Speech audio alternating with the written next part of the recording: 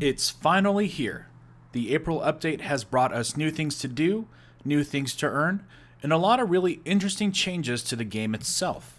There's a lot to talk about, so let's jump in.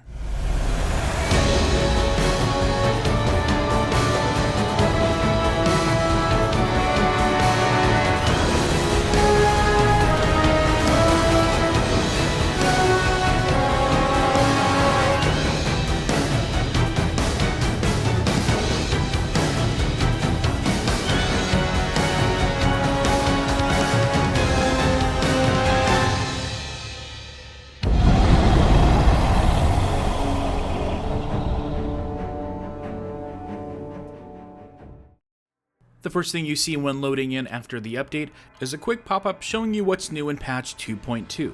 Of course, the big bullet points are that the max light has been raised to 335 light. We now have an updated version of the Prison of Elders. There is brand new loot to earn and a much improved infusion system. And of course, this being a contribution from the live team, we are graciously informed of all the new vanity items available in Eververse.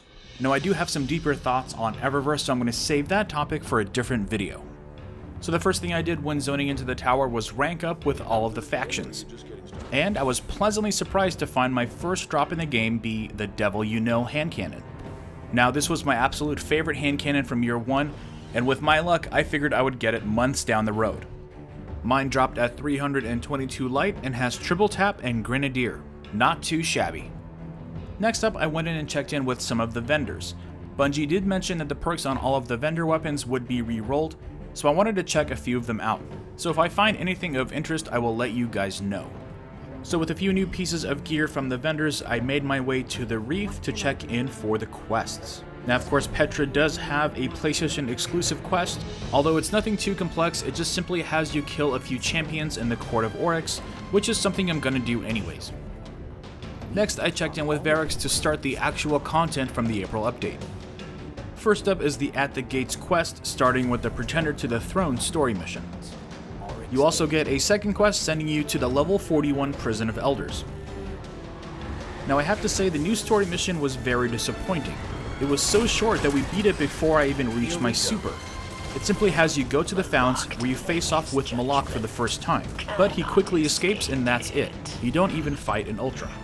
If they were only going to give us one story mission, I was hoping it would last a little bit longer than it did. The second step in the quest line is to fight taken enemies to find pieces of Echo of Malak. We headed over to the Court of Oryx to do that, as well as finish up the PlayStation quest, and also to grind for a higher light artifact. We each found a couple at 324 light, and we realized it wouldn't give us anything higher than 324 until we raised our light even more. After that, we made our way back to the tower to check in with Eris for the last part of the quest, which is to play the Blighted Chalice Strike. Now, the strike itself isn't too bad. It really felt like they took the Crotist End approach, where they just threw hordes and hordes of enemies at you in lieu of actual mechanics. It was a little disappointing considering the direction that strikes were taking in the Taken King, with more raid-like mechanics in them. The final fight with Malak seemed like it was going to be very epic, but it ended up being pretty quick. It seemed like we were going to get a very interesting mechanic in the last stage of the fight, but we ended up killing him way too quick and we didn't get to experience it.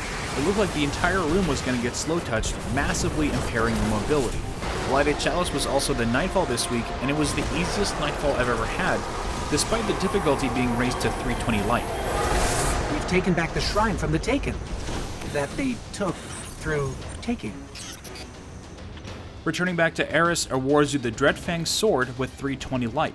The cool thing about this sword is that it also has the Will of Light perk, making it a great choice against the Taken.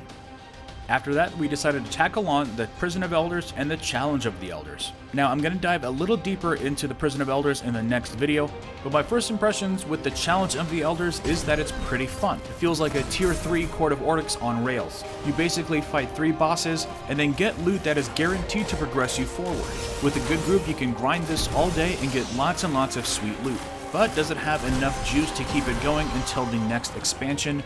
We'll talk more about that in the next video. So as you might imagine, there is lots to still go over, and I'll be posting 1 to 2 videos a day until we get through all of it.